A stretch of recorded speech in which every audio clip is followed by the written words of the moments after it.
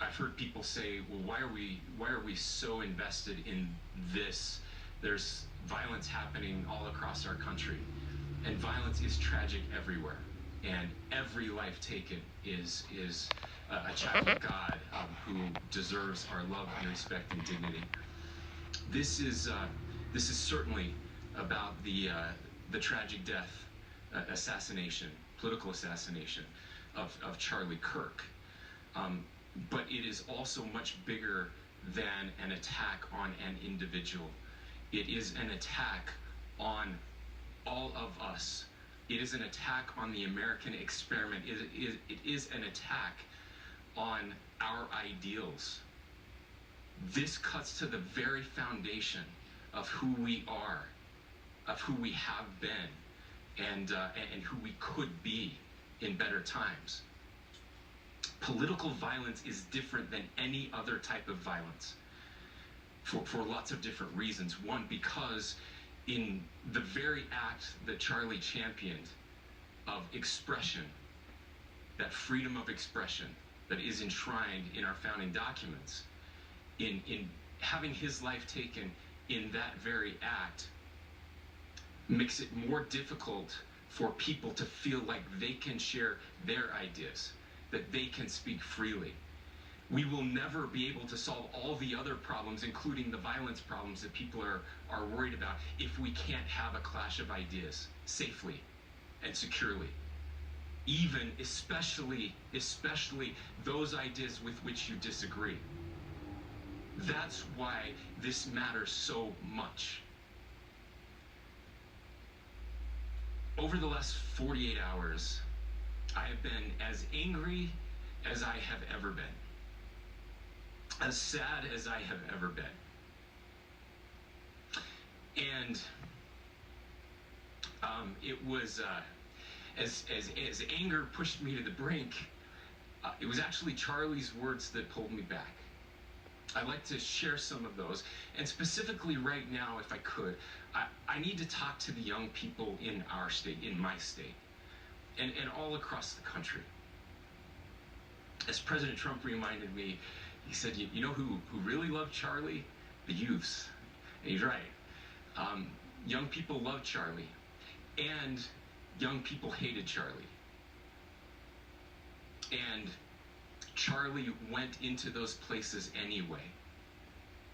And these are the words that have helped me. Charlie said, when people stop talking, that's when you get violence.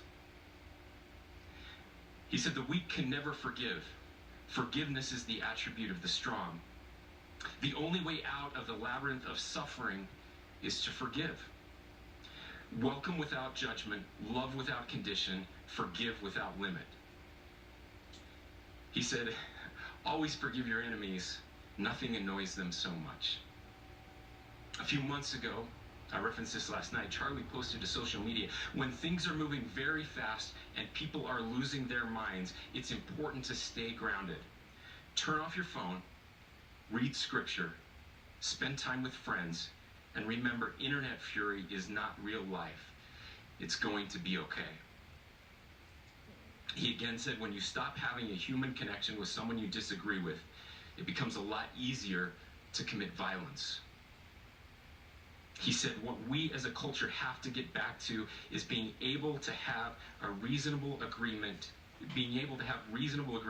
where violence is not an option.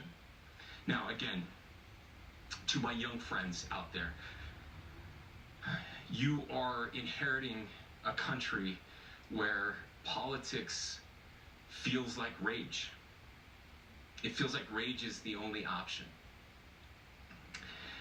But through those words, we have a reminder that we can choose a different path. Your generation has an opportunity to build a culture that is very different than what we are suffering through right now. Not by pretending differences don't matter, but by embracing our differences and having those hard conversations. I think we need more moral clarity right now. I hear all the time that words are violence. Words are not violence. Violence is violence. And there is one person responsible for what happened here. And that person is now in custody and will be charged soon and will be held accountable. And yet, all of us have an opportunity right now to do something different. I want to thank my fellow Utahns. This bad stuff happens. For 33 hours, I was praying that if this had to happen here, that it wouldn't be one of us. That somebody drove from another state, somebody came from another country. Sadly, that prayer was not answered the way I had hoped for. Just because I thought it would make it easier on us if we could just say, hey, we don't do that here. And indeed, Utah is a special place. We lead the nation in charitable giving. We lead the nation in service every year. But it did happen here. And it was one of us. But I want you to look at how Utahns reacted the last 2 nights. There was no rioting. There was no looting. There were no cars set on fire. There was no violence. There were vigils and prayers and people coming together to share the humanity. And that, ladies and gentlemen, I believe is the answer to this. We can return violence with violence. We can return hate with hate. And that's the problem with political violence, is it metastasizes. Because we can always point the finger at the other side. And at some point, we have to find an off-ramp, or it's going to get much, much worse. But see, these are choices that we can make. History will dictate if this is a turning point for our country.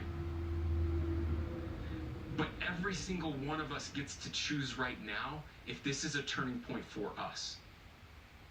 We get to make decisions. We have our agency. And I desperately call on every American, Republican, Democrat, liberal, progressive, conservative, MAGA, all of us to please, please, please follow what Charlie taught me.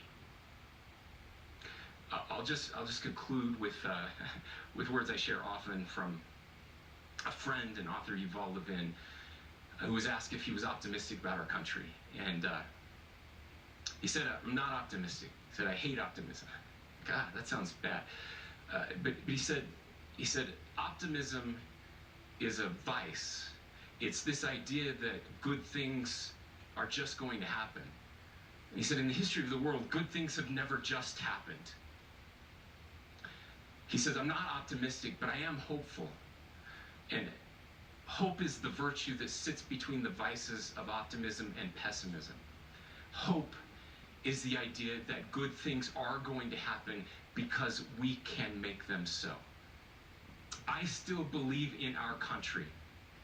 And I know Charlie Kirk believed in our country. I still believe that there is more good among us than evil. And I still believe that we can change the course of history. I'm hopeful because Americans can make it so. Ladies and gentlemen, we're happy to answer any questions you might have.